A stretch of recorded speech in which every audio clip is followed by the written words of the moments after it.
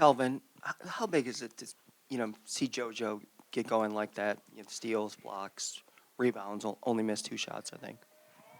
I don't think JoJo's taking a shot all year he can't make. Look at the shots he's missing against Auburn. Come on, man. And they're point blank. I mean, I don't even know why he was kind of aiming them up there. He should have just dunked him. He's that close. He just missed him. So, point is, I didn't worry about him.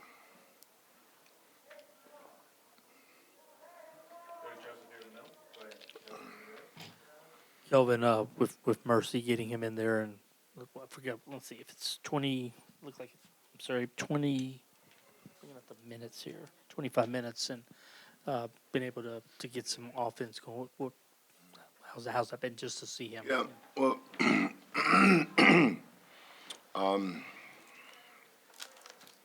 Mercy's been steadily improving. Other people wonder why a kid doesn't play. Well, they're not supposed to know why. They're not the coach. Only the coach knows why. And it's always for a reason. Sitting the county fair, everybody gets a vote.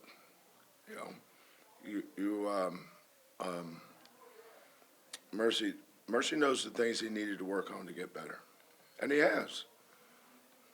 What he did tonight didn't surprise me. But, it's kind of like last year with Terrence and Malik. I always threw Terrence out there first, kind of check his temperature. And if I didn't like his temperature, I could always trust Malik. But I always went with Terrence first for a reason. The only person who needed to know that reason was me. But Mercy gives us another guy that's been in the system for a season plus or a year plus now. And you can see Mercy doesn't play like a freshman. Of course, our freshmen don't play like freshmen either, but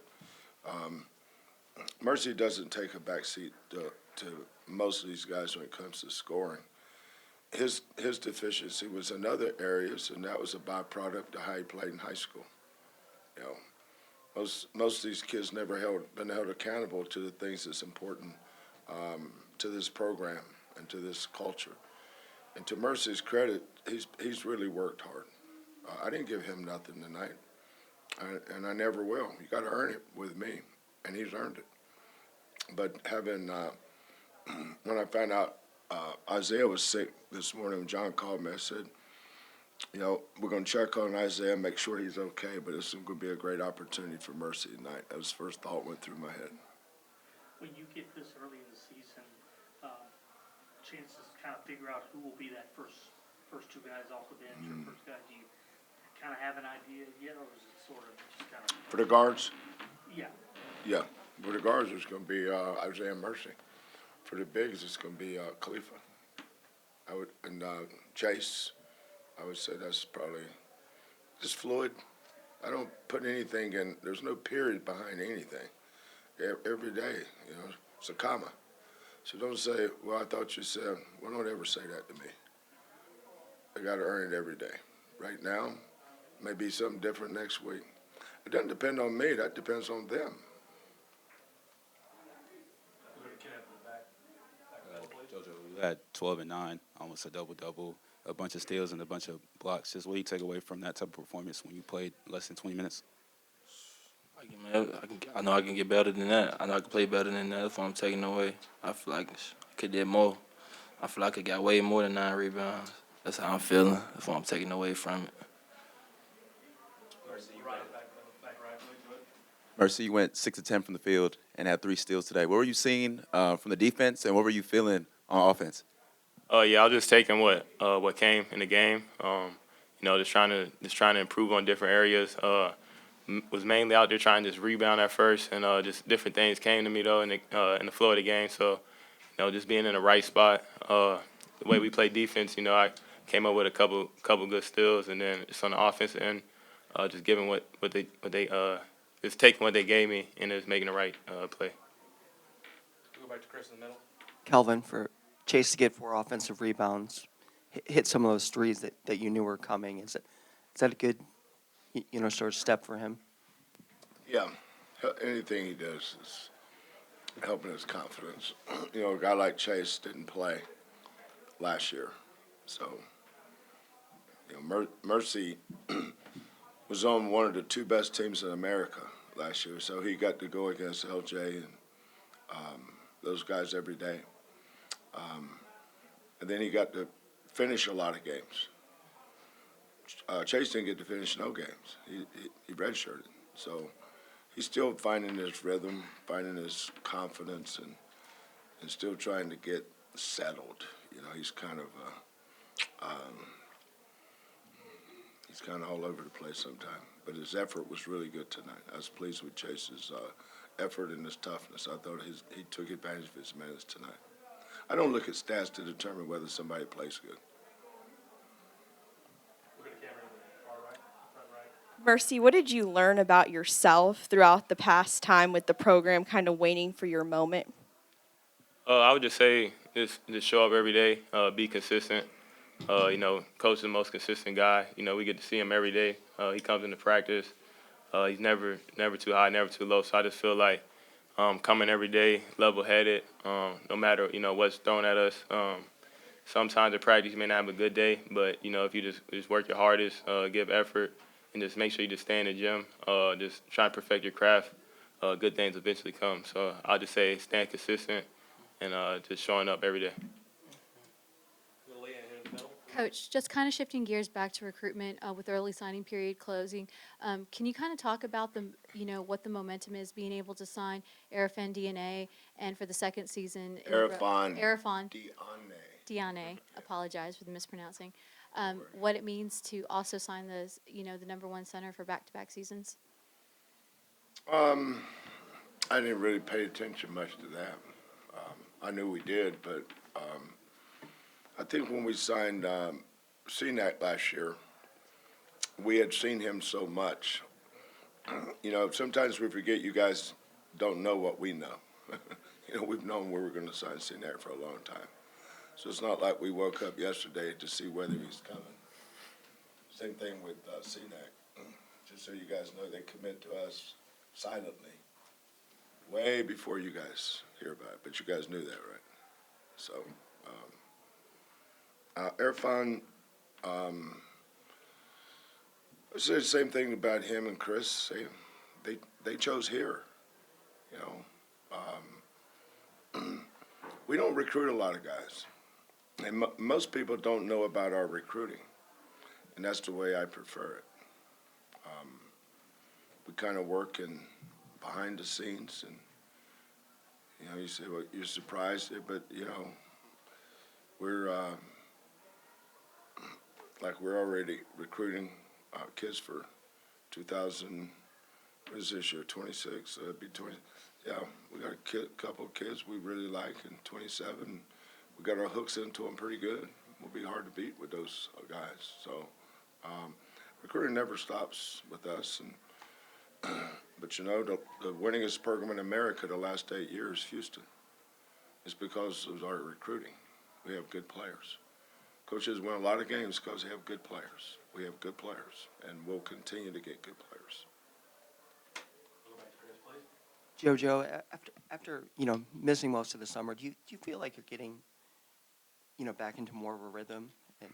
As I go, as I keep playing these games, keep getting minutes, staying on the floor. I feel like I'm gonna find it. I'm gonna find it here and now. I'm gonna find it eventually. I'm gonna keep going. Keep going. Keep finding it. So yeah, I'm getting it. I'm getting there. Kelvin, speaking of winning, Emmanuel, 100 wins for his career. I mean, what can you say about me? You've had a lot of guys that have passed through here recently that have left this program with a bunch of wins. Yeah, I hope people around here don't take that for granted. I'm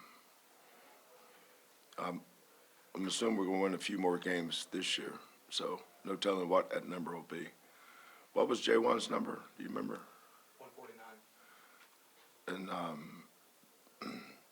so if you average, that was 5 years though, right? Because of COVID.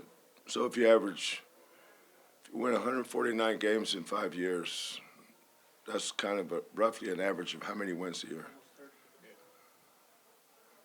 It's unbelievable. 20 is the standard. You win 20 games, you've had a great year. You win 25, outstanding. So for Jamal Shedd, Marcus Sasser, but it's also our students too. You know, we've had a lot of classes come through here over the last how many years has never seen us lose. Think about that. When I got here, none of these classes had ever seen us win. The apathy was palpable. You almost could touch the apathy. And I forget our first practice at Old Hotfines. It started raining. We had to take all the plastic buckets and go put it one end of the gym because of the leak. And we could only practice on one end. Then our first game, we had 189 people come. But that's where we started. So for these guys, you know, it's hard for people that wasn't here 12 years ago to comprehend what we're doing. So, but I prefer somebody else tell those stories. I'm proud of Emmanuel. Emmanuel was a COVID recruit. We didn't see him in person.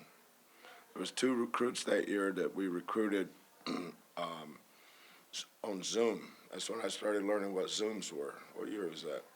2020? Yeah, 2020. He was a junior, I think. So the first day we could call was maybe June 15th was when you could call juniors or sophomores, whatever it was. But Emmanuel's father really liked us. You could tell he wanted his son to come here. But we watched a lot of film. He was playing against one of these McDonald All-Americans, dude, and he had 46 in that game. But, you know, Louisville, Arizona, Houston, a bunch of schools recruited Emmanuel. And our program started recruiting for us. Our style of play really appealed to kids that wanted to achieve at a high level. Our discipline, the way we go about our business, not the winning, but how you win. And then the caliber of kids. No matter what you say about Mercy, it starts with how good a person he is. Say what you want to about Jojo, but there's no better human being in this world than Jojo Tugler. He and Mercy, and I'd say this about all our kids, and it's not an accident. We don't recruit you because you're good. We recruit because you're a good person and you're talented. We can work with you. And those kind of kids allow you to coach them the way you want to coach them. Mercy gets coached hard. So did Jojo. So did Sasser. So did Shedd. So did Cryer. So did Jawan. They all get it the same. Everybody's status on this team is the same. Now, their roles are different, but their status is the same, and that's why we have the culture we have.